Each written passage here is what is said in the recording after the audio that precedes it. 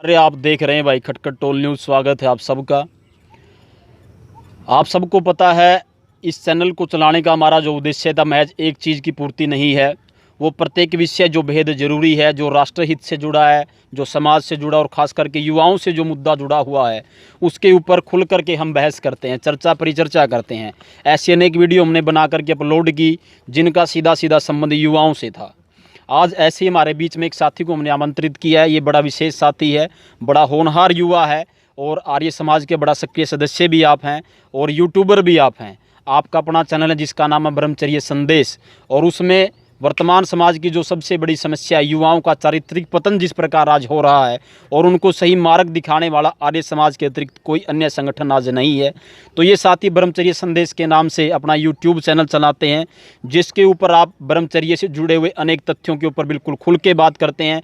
ब्रह्मचर्य क्या है, वीर्य कैसे बनता है, कैसे वीर्य रक्षा की जाती है, और ब्रह्मचर्य के नष्ट होने से क्या क्या हानियाँ होती हैं, सारी चीज़ें आप अपने चैनल के माध्यम से लोगों तक, खास करके युवा पीढ़ी तक, उनको जागरूक करने में निरंतर लगे हुए हैं। गुरमीत आर्य जी आपका नाम है। इस साथी को विशेष तौर पर हमने आज आमंत्रित किया, और आइए इन साथी से आज ब्रह्मचर्य के ऊपर ही चर्चा परिचर्चा करेंगे। पूरा आज खोल करके आपको बताएंगे। युवाओं से जुड़ा मुद्दा है, बड़ा खास मुद्दा है, इसलिए जागरूकता यदि पैदा करनी तो ऐसे विषय युवाओं तक पहुंचाने होंगे। तो गुरमीत भाई, सबसे पहले तो आपका हम यहाँ आने पर हार्दिक आभार प्रकट करते हैं, आपका स्वागत करते हैं। बहुत बहुत धन्यवाद जी सोनू जी आपका, और खटखट टोल न्यूज़ देखने वाले सभी दर्शकों को हाथ जोड़ के राम राम। तो गुरमीत भाई, प्रारंभ करते बिना किसी देरी के सबसे पहले आपसे यही जानना चाहेंगे, ब्रह्मचर्य का अर्थ क्या है। अब ब्रह्मचर्य का अर्थ लोग अनेक रूपों में अपने अपने ढंग से निकाल लेते हैं। हम आपसे जानना चाहेंगे ब्रह्मचर्य का वास्तविकता में क्या अर्थ है।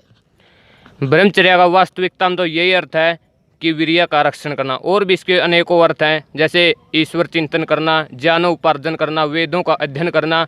यदि मोटे तौर पर हम देखें तो इसका मुख्य अर्थ वीर्य का रक्षण ही होगा, क्योंकि यदि हम वीर्य का रक्षण करेंगे तो वेदों का अध्ययन कर सकते हैं, ईश्वर का चिंतन कर सकते हैं, और भी इसमें अनेकों चीज़ हम कर सकते हैं। तो इसके लिए सबसे पहले वीर्य का रक्षण होना ज़रूरी है।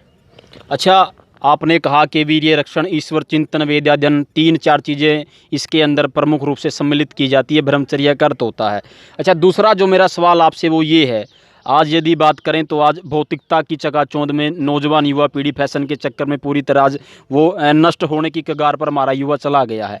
एक वो दौर होता था जब वैदिक शिक्षा पद्धति होती थी, गुरुकुल की शिक्षा प्रणाली होती थी, उस समय के दौर में और आज के दौर में आप कितना अंतर मानते हैं। देखो जी, पहले जो हमारा फैशन होता था, जो लोग मतलब वस्त्र पहनते थे वो बिल्कुल सफ़ेद वस्त्र पहनते थे और उसमें सारा शरीर ढका रहता था। लेकिन आज के समय में उसमें काफ़ी अंतर आ गया है। आज लड़के पता नहीं कैसी कैसी जीन्स डालते हैं, पता नहीं कैसे कैसे बाल कटवा लेते हैं। तो आज और पहले में काफ़ी अंतर आ गया। पहले हमारा खान पान भी काफ़ी अच्छा था और लोग अपने शरीर को बिल्कुल वस्त्रों से ढकते थे, और आज पता नहीं कैसे कैसे लोग वस्त्र डालने लग गए। अच्छा, अगला सवाल आपसे हमारा यही है कि वो कौन से कारक हैं, वो कौन सी असावधानियां हैं जिनके कारण आज वर्तमान में युवा ब्रह्मचर्य नाश करने में निरंतर लगे हुए हैं। देखो जी, एक तो पहली बात है कि आज स्कूलों में भी ना तो कोई ब्रह्मचर्य के बारे में बताता, और स्कूलों में भी लड़कियां पता नहीं कैसे कैसे फैशन के साथ कपड़े डाल कर आती हैं। एक तो हमारा युवा उनकी तरफ आकर्षित होने से नहीं बचता, वह उनकी तरफ आकर्षित ज़रूर हो जाता है। और आज कॉलेजों में, स्कूलों में आप देख ही रहे हैं कि कैसे लड़के लड़कियों की तरफ आकर्षित हो जाते हैं, और लड़कियां भी अलग अलग तरह के वस्त्र डालती हैं जिनमें उनका सारा शरीर चमकता रहता है, उनकी छाती दिखती रहती है। तो ऐसे हमारा नौजवान युवा भाई उनकी तरफ आकर्षित हो जाता है और फिर हस्त मैथुन का शिकार ज़रूर हो जाता है। अच्छा, आपने बात की हस्त मैथुन की। वर्तमान में यदि बात करें तो 80% जो युवा जो है, चाहे वो लड़के हैं या लड़कियां, वो हस्त मैथुन का शिकार हैं। मैथुन जो है वो 8 प्रकार के हमारे जो शास्त्र उनके अंदर बताए गए हैं। तो मैं, आपने हस्त मैथुन का चूँकि जिक्र किया, तो इसी की बात की, इसी के ऊपर मैं चर्चा आपसे पूछना चाहूँगा या चर्चा करना चाहूँगा कि आरंभ में कैसे इसकी लत युवाओं को लगती है और बाद में किस प्रकार इस बीमारी का वो शिकार होकर के कैसे वीर्य नाश वो करते हैं, और धीरे धीरे कैसे जो है पूरा शरीर उनका खोखला हो जाता है। देखो जी, शुरू में तो युवा फ़ोन के माध्यम से इस बीमारी को लगता है। शुरू में जब वो फ़ोन देखता है तो फ़ोन में कुछ अश्लील चित्र उसके सामने आ जाते हैं, तो जिन्हें देखकर उसके मन में गंदे विचार उठने शुरू हो जाते हैं। तो फिर वह उन्हें देखकर हस्त मैथुन करना प्रारंभ कर देता है। और दूसरी बात, आज चारों तरफ अश्लीलता फैली हुई है, चारों तरफ चरित्रहीनता फैली हुई है, जिसे देखकर नौजवान आज हस्त मैथुन का शिकार जरूर हो जाता है। अच्छा, जो लोग हस्तमैथुन करते हैं उनके शरीर के ऊपर मतलब ब्रह्मचर्य नाश से क्या विपरीत प्रभाव पड़ता है, उनकी कैसी हालत हो जाती है, ये भी आपसे ज़रूर जानना चाहेंगे। उनका शरीर बिल्कुल से अंदर खोखला हो जाता है और जब वो मतलब खड़े होते हैं तो उन्हें चक्कर से आने शुरू हो जाते हैं और वो किसी भी कार्य में अपना मन नहीं लगा पाते। बिल्कुल उन्हें चिंताएं घेर लेती हैं, वो सारा का सारा मतलब डिप्रेशन में चले जाते हैं, तनाव में चले जाते हैं। और कई साथी तो मुझे बोलते भी हैं कि हम तो बिल्कुल डिप्रेशन में चले गए हैं, हमारा तो बिल्कुल मरने को मन करता है, हम अब क्या करें। तो युवाओं को मैं यही संदेश देना चाहता हूँ कि वो वीर्य का रक्षण करें और वीर्य रक्षण से अपने शरीर में शारीरिक बल, आध्यात्मिक बल की उन्नति करें। अच्छा, आपने ये जो अभी बात बोली है, अच्छा इसके ऊपर भी जो है थोड़ा सा प्रकाश मैं ज़रूर यहाँ डालना चाहूँगा। मैं आपसे ये पूछना चाहूँगा कि जो लोग ब्रह्मचर्य का पालन करते हैं उनकी तुलना में जो लोग ब्रह्मचर्य का नाश करते हैं, ब्रह्मचर्य पालन करने वाले व्यक्ति में क्या विशेषताएं होती है और जो ब्रह्मचर्य का नाश जो युवा करता है उसमें और उसमें कितना अंतर आप मानते हैं? देखो जी, विशेषता तो ये है कि जो ब्रह्मचर्य पालन करता है वो बिल्कुल एकदम नींद आनंद में रहता है, उसे कोई डिप्रेशन या तनाव में वो नहीं जाता। लेकिन आज जो युवा हस्त मैथुन करते हैं वो बिल्कुल डिप्रेशन में चले जाते हैं, तनाव में चले जाते हैं और सारा का सारा दिन बिल्कुल चिंताओं में ही बिताते हैं। तो मैं बस यही कहना चाहूँगा कि इसमें यही अंतर है कि जो लोग हस्त मैथुन करते हैं वो बिल्कुल चिंताओं में चले जाते हैं, सारा का सारा दिन बिल्कुल एकांत में ही बैठकर वो बिताते हैं। अच्छा, ये आपने कहा कि सबसे ज़्यादा प्रभाव ब्रह्मचर्य का नाश करने से मानसिक तनाव का युवाओं को होता है। बिल्कुल। अच्छा, आयुर्वेद के अनुसार आयुर्वेद में ये साफ लिखा है कि ये यदि व्यक्ति 1 महीने में 40 किलो भोजन यदि वो करता है तो 40 किलो भोजन के करने से 1 तोला जो है शुद्ध वीर्य बनता है। भोजन आपने किया, उससे रस बनता है, रस से रक्त बनेगा, उससे मेद बनेगा, मांस बनेगा, मज्जा बनेगी, हड्डी बनेगी और अंत में सातवीं जो धातु वो जाकर के वीर्य बनती है। यानी 40 किलो भोजन हमने किया तो उसमें से महज 1 तोला वीर्य बनता है। और एक बार में यदि व्यक्ति किसी के साथ संसर्ग करता है या किसी प्रकार की कुचेष्टा वो करता है तो एक ही प्रकार की उस कुचेष्टा में लगभग 2 से 3 तोला वीर्य वो शरीर से बाहर निकल जाता है। तो कहने का हमारा भाव ये है कि आपने 1 महीने तक किसी चीज़ के लिए तक परिश्रम किया, उसने आपने तब क्या उस चीज़ को आपने भीतर समेटा और महज क्षण मात्र के आनंद के लिए उसने उस चीज़ को आपने एकदम से बाहर निकाल दिया। तो ये किस प्रकार की बुद्धिमत्ता, ये इससे बड़ा मेरे ख्याल में, इससे बड़ा लड़कपन या इससे बड़ा बचपन मेरे ख्याल में कोई और नहीं हो सकता है। और कीथ जो एक पाश्चात्य विद्वान हुए हैं, उनसे किसी ने, उनके शिष्य ने पूछा था कि गुरुजी, जीवन में स्त्री और पुरुष का समागम कितनी बार होना चाहिए? तो उन्होंने कहा था महज 1 बार। आपको सुनकर के बड़ा आश्चर्य होगा, परंतु उन्होंने कहा था जो स्त्री और पुरुष का जो मिलन होता, जो संसर्ग होता, वो केवल उत्तम संतान की प्राप्ति के लिए होना चाहिए, आनंद मात्र के लिए नहीं होना चाहिए। तो साथियों, ये जो ब्रह्मचर्य है ये जीवन का आधार है। और जैसा कि वेद के अंदर लिखा गया, ब्रह्मचर्येण तपसा राजा राष्ट्रम विरक्षति, के ब्रह्मचर्य के प्रताप से युक्त होकर के राजा राष्ट्र में अपने और प्रजा की रक्षा करता है। ठीक वैसा एक और उदाहरण वहाँ दिया गया है, ब्रह्मचर्येण तपसा देवा मृत्यु मुपाघनत, अर्थात ब्रह्मचर्य के प्रताप से युक्त होकर के ही देवताओं ने मृत्यु के ऊपर भी विजय प्राप्त कर ली थी। तो आदरणीय साथी गुरमीत आर्य जी हमारे साथ से, उनसे हम चर्चा और परिचर्चा कर रहे थे।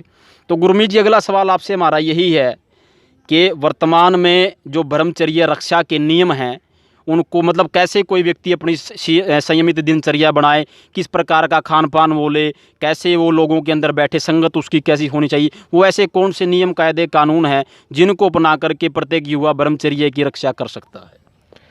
इसके लिए आपको एक तो अपनी दिनचर्या को सही बनाना पड़ेगा। जैसे आपको सुबह 4 बजे उठना पड़ेगा और उसके बाद शौच आदि से निर्वित होकर व्यायाम आदि करना पड़ेगा। और उसके बाद आप ईश्वर की संध्या उपासना कीजिए ताकि आपका मन के ऊपर नियंत्रण हो सके। और खान पान में आप सात्विक भोजन ही लीजिए जिससे आपके शरीर में बल और बुद्धि की वृद्धि हो। इसके लिए आप सुबह जैसे भिगोए हुए चने ले सकते हैं और भी जैसे मूंग ले सकते हैं, सोयाबीन ले सकते हैं और भी तरह तरह के विटामिन युक्त पौष्टिक आहार हैं जिसे आप खा सकते हैं। अच्छा, आपने जो है दिनचर्या बताई, आपने जो आहार बताया शुद्ध और सात्विक होना चाहिए। किसी ने कहा कि जैसा खाए अन्न वैसा हो जाए मन, और जैसा पिए पानी वैसी बोले वाणी। तो ये सीधी सी बात है। जो मांसाहार जो लोग करते, लंपटता करते हो, उन लोगों के अंदर व्याभिचार की प्रवृत्ति जो होती है वो अधिकतर ज़्यादा देखने को मिलती है। तो ये बात आपकी बिल्कुल सही है। अच्छा, अंतिम सवाल आपसे मैं यही जानना चाहूँगा, वैदिक परंपरा की यदि बात करें, गुरुकुलीय शिक्षा पद्धति थी। ऋषि दयान सत्यार्थ प्रकाश के अंदर लिखते हैं कि यदि जो गुरुकुल शिक्षा पद्धति को वर्तमान समय में यदि आप लागू कर दें, यानी कि चाहे वो राजा का लड़का है, चाहे किसी गरीब का लड़का है, वो भी वहीं पर बैठ करके पढ़े, वही खान पान खाए, वहीं पर शयन करे। और उन्होंने ये भी लिखा है कि यदि किसी का जीवन स्तर यदि आपको सुधारना, खास करके चारित्रिक रूप से, तो उन्होंने कहा विद्यालय जो होने चाहिए वो कम से कम भी गांव से, शहर से, या जो भी हो, उसकी आबादी कम से कम अच्छी खासी मात्रा में होनी चाहिए। लड़कियां चाह करके भी लड़कों को ना देख पाए, और जो वहां पढ़ाने वाले होते हैं, शिक्षक होते हैं, लड़कियों के गुरुकुल में केवल महिलाएं ही रहे, और पुरुषों के या लड़कों के जो गुरुकुल होने चाहिए उसमें पुरुषों को ही वहाँ नियुक्त किया जाए, अन्यत्र कोई वहाँ नहीं होना चाहिए। आदर्श एक परंपरा थी।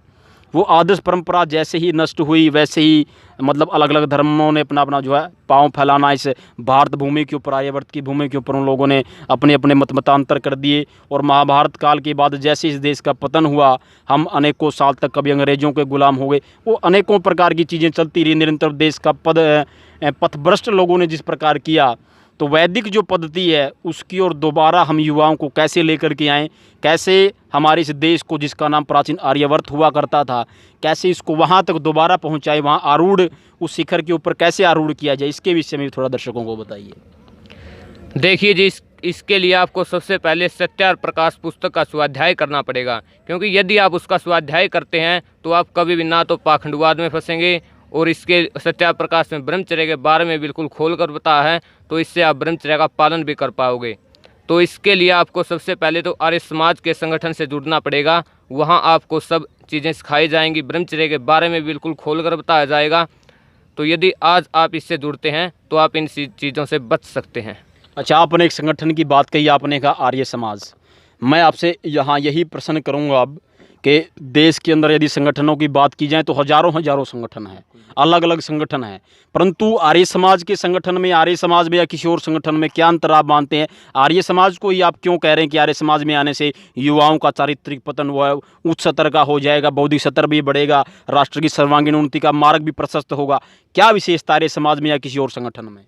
देखो जी, आर्य समाज एक ऐसा संगठन है जो 2 और 2 4 होते हैं, बस आर्य समाज ही से बता सकता है। लेकिन आज जो मत मतांतर हमारे देश के अंदर खड़े हो गए हैं, वो 2 और 2 5 बताते हैं और अपने चेला चेली खड़े करते हैं और संगठन को बना देते हैं। इसी प्रकार कोई दूसरा आता है, 2 और 2 6 बताता है, अपने संगठन को खड़ा करता है, चेला चेली बनाता है और संगठन को खड़ा कर देता है।